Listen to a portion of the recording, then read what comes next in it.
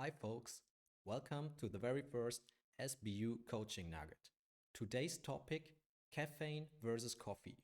During ultracycling or bikepacking races, you want to use caffeine as an instrument to keep up your alertness and your cognitive abilities.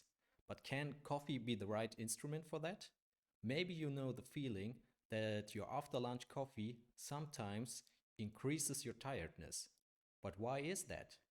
The answer to this question you find in this short video.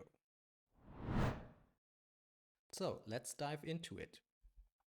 In your body, you've got those adenosine receptors, and you have adenosine molecules that are roaming around. They are roaming around, and finally, they are connecting with its receptors. And this is when and why you are actually feeling tired. Now, what happens if we mix caffeine into this equation?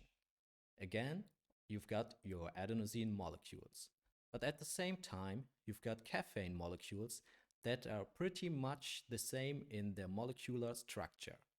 Now, both caffeine and adenosine are roaming around and finally connecting with the adenosine receptors. As you can see, some of the receptors are blocked by the caffeine molecules.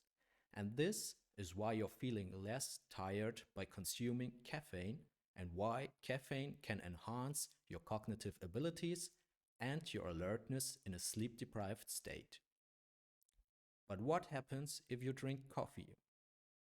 Of course, coffee contains caffeine, but to derive at a coffee, there is a process of roasting, grinding, and finally brewing the coffee beans. And during this process, so-called caffeine derivatives develop. These are actually pretty similar to the adenosine molecules. So these derivatives, they can actually increase tiredness. Let's skip into our scenario again. We have our adenosine receptors and we are consuming coffee. So you've got your normal amount of adenosine molecules, but you've also got those derivatives. And obviously, you've got caffeine. So now all those molecules are roaming around, but the relative number of caffeine molecules decreases in this scenario. Thus, the probability that the receptors are blocked by caffeine diminishes as well. So during a race, it's a better idea to consume pure forms of caffeine rather than coffee. Now, let's wrap this up. You feel tired when adenosine connects with its receptors, but caffeine can partially block those receptors. Thus, caffeine can enhance your cognitive abilities in a sleep-deprived state.